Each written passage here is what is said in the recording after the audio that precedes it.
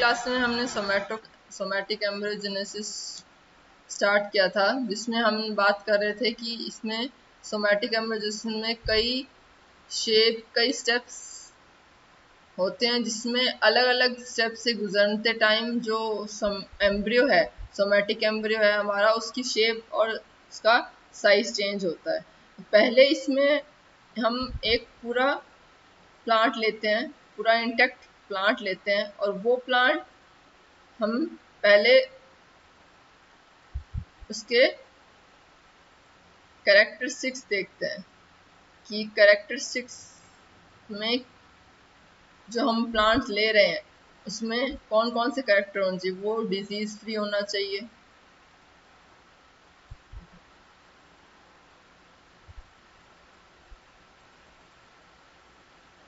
और जो हमारा प्लांट हो वो सेकंड जो हमें चाहिए वो है डिजायरेबल कैरेक्टरिस्टिक्स हों उसके, यानी कि हमें कौन कौन सी क्वालिटीज उसके अंदर चाहिए। तो हम क्या करते हैं, उसमें एक एक्सप्लांट जो कि एक कोई भी पार्ट हो सकता है एक प्लांट का, वो रूट से ले सकते हैं हम, चाहे शूट से या लीव से, वो हम एक्सप्लांट लेके एक मीडियम में उसे रखते हैं, देन उसका हम करते हैं कल्चरिंग। जैसे कि आपको यहाँ पे दिख रहा होगा कि कल्चरिंग के टाइम यहाँ पे क्या हो रहा है, जो कैलस है वो इंड्यूस हो रहा है, यानी कि सेल ऑफ मास है वो फॉर्म हो रहा है। जैसे ही ये बन जाता है हम इसको सेल सस्पेंशन में ऐड कर देते हैं। सेल सस्पेंशन में क्या होता है, जो ग्रुप ऑफ सेल्स थे जिसे हम कैलस कह रहे थे, वो सस्पेंड हो जाता है इस कल्चर में, और जो सेल्स हैं वो अलग अलग हो जाती हैं, और हमें इजीली जो है हम सिंगल सेल पे काम कर सकते हैं। तो यहाँ पे हम क्या हुआ, जो कैलस इंडक्शन हुआ वहाँ पे जो कैलस था यानी कि जो एम्ब्रियो था, अब वो कौन सी शेप ले रहा है, ग्लोबुलर। ग्लोबुलर यानी कि ग्लोब, गोलाकार शेप वो ले रहा है। उसके बाद जो एम्ब्रियो है वो चेंज होता है हर्ट शेप में। हर्ट शेप में चेंज होने के बाद आती है टॉर्पिडो स्टेज, ये कहलाती है मैच्योर स्टेज यानी फिर मैच्योर एम्ब्रियो। मैच्योर एम्ब्रियो अब यहाँ पे जो सेल हैं वो डिफ्रेंशिएट करने लग गए हैं। कौन सी स्टेज है ये, डिफ्रेंशिएट की स्टेज है। इसके बाद अब इस स्टेज पे आके ये रिवर्स नहीं हो सकता है। क्यों? क्योंकि डिफ्रेंशिएशन स्टेज जब शुरू होती है तब उसके जो टिश्यूज हैं या सेल्स हैं वो डिफाइन हो जाते हैं एक पर्टिकुलर फंक्शन के लिए। इससे पहले हर्ट शेप और ग्लोबुलर शेप में जो डेस्टिनी है सेल्स की वो डिसाइड नहीं होती है, जो फेट है वो डिसाइड नहीं हुआ होता है। मैच्योर एम्ब्रियो के बाद हमारा जो एम्ब्रियो है वो अलग अलग पार्ट्स में डिवाइड होता है, जिससे लीव, स्टेम, रूट, और वापिस हम ये इंटैक्ट प्लांट हमें मिल जाता है। तो अब हम बात करेंगे कि कौन कौन से ऐसे फैक्टर्स हैं जो कि भ्रूण जनन या फिर सोमैटिक एम्ब्रियोजेनेसिस को का एक भ्रूण जनन यानी कि सोमैटिक एम्ब्रियोजेनेसिस को अफेक्ट करता है। तो पहला है वृद्धि नियामक, यानी कि उसकी ग्रोथ है वो कैसी है। सेकंड है नाइट्रोजन सोर्स, नाइट्रोजन का स्रोत, यानी कि उसे नाइट्रोजन जो है वो कैसे उपलब्ध हो रही है। थर्ड है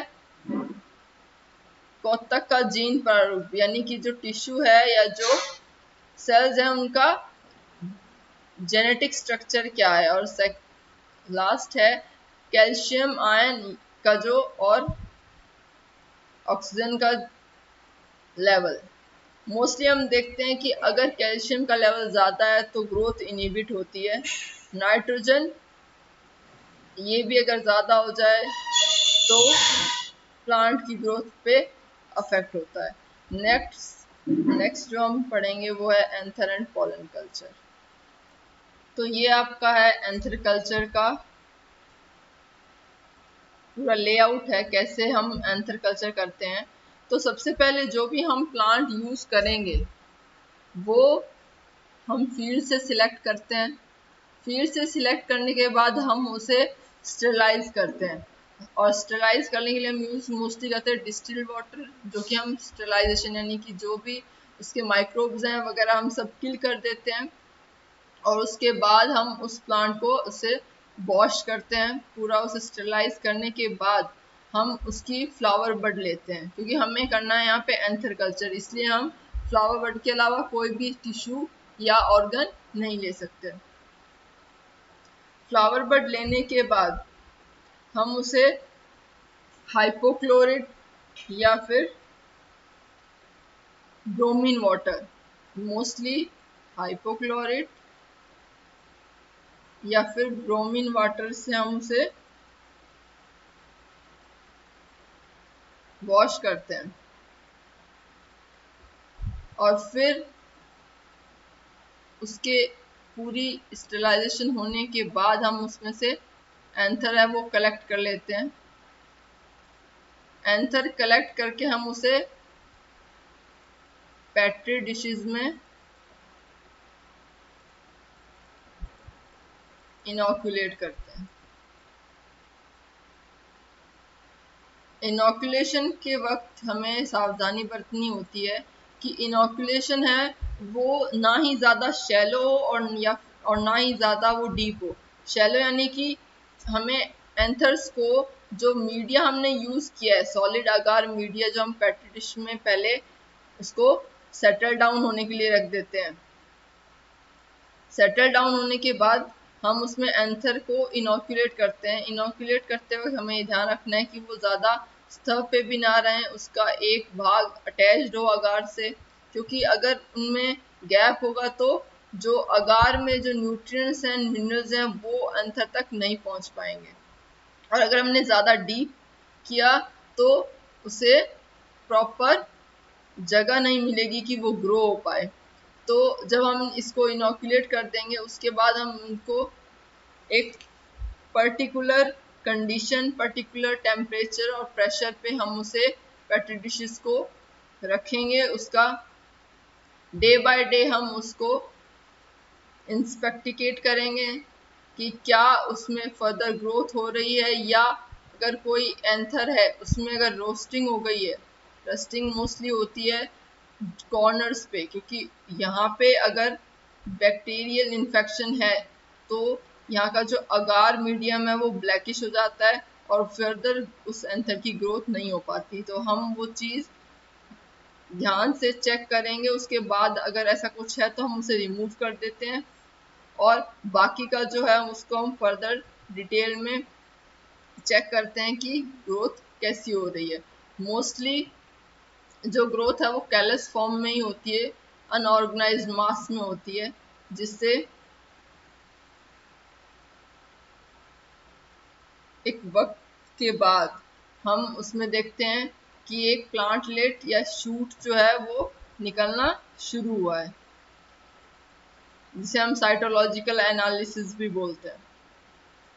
साइटोलॉजिकल एनालिसिस में जो, क्योंकि हमें रूट से मतलब नहीं है, क्योंकि हमें चाहिए एंथर कल्चर करें तो हम इसमें क्या करेंगे, पहले शूट है उसको एनहांस करेंगे और उसके बाद हम रूट्स की तरफ जाएंगे।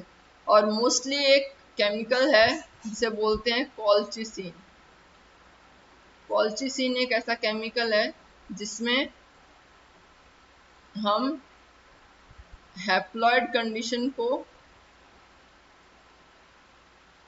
डिप्लॉयड में कन्वर्ट करते हैं। अब हैप्लॉइड क्या है? हैप्लॉइड है नंबर ऑफ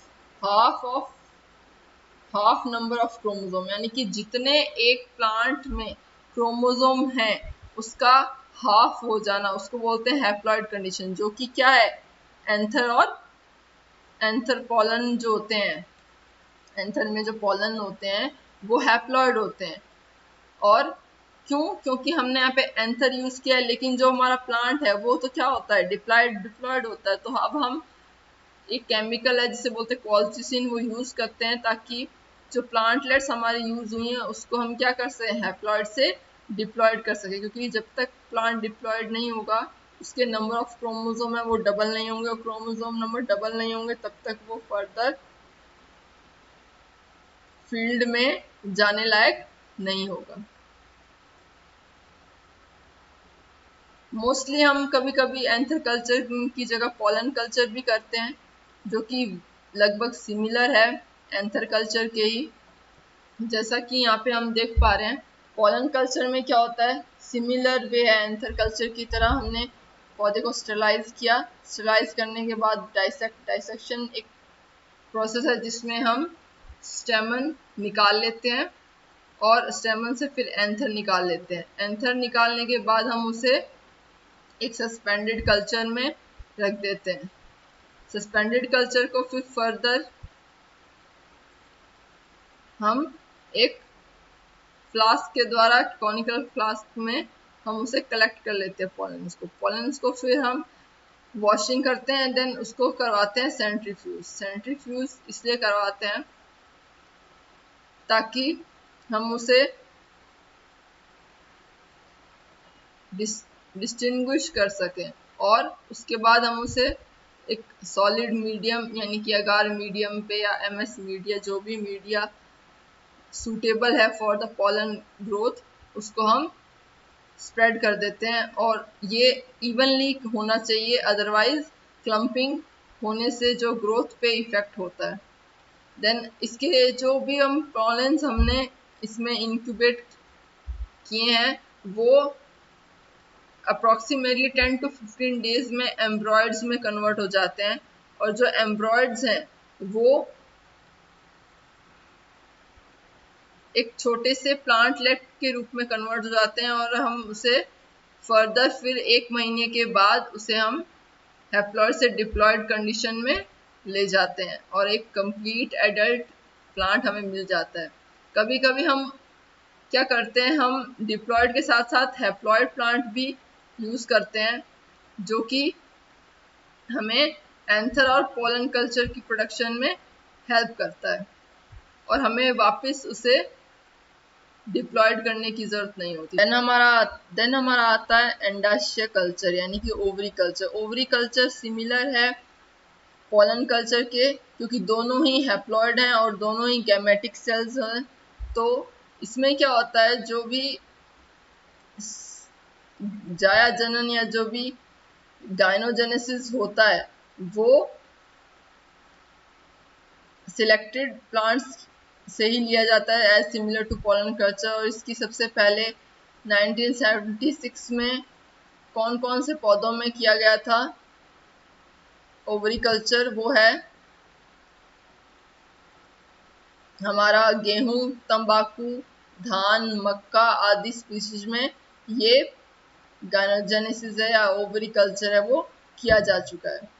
इसमें ये प्रॉब्लम है कि हमें उसमें एम्ब्रियो सैक की जरूरत नहीं थी पोलन कल्चर में, लेकिन ओवरी कल्चर में क्या है, हमें उसको प्रॉपर टेम्परेचर और टाइम और कंसंट्रेशन पे हमें फोकस करना होता है। तो मोस्टली हम उसको 4 से 7 डिग्री तापमान पर 24 से 48 घंटे तक पूर्व उपचारित करने के बाद, पूर्व उपचारित जिसे बोलते हैं प्री इंक्यूबेटेड एक ऐसी अवस्था है जिसमें हम उसे रेडी करते हैं उस ओवरी को, ताकि वो फर्दर जो है ग्रोथ कर सके।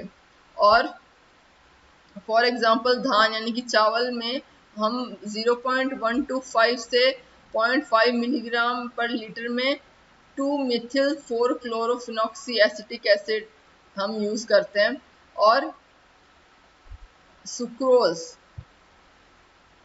जो है ये हमारा सबस्ट्रेट है जिसपे जो ओवरी है वो ग्रो करती है।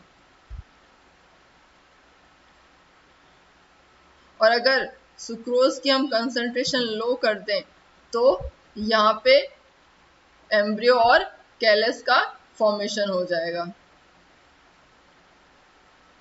कभी कभी जो सिनर्जीज और एंटीपोडल जो कि हम देखते हैं, ओवरी में टोटल 8 सेल होती हैं, यहाँ पे एंटीपोडल सेल्स होती हैं और दो पीछे सिनर्जी सेल्स भी होती हैं और एग सेल्स के अलावा। तो ये जो सेल्स होती हैं ये भी हमें कभी कभी मिलती हैं और हम प्लांट रीजनरेशन से या फिर एम्ब्रियोजेनेसिस से भी इनका पुनर्जनन कर सकते हैं।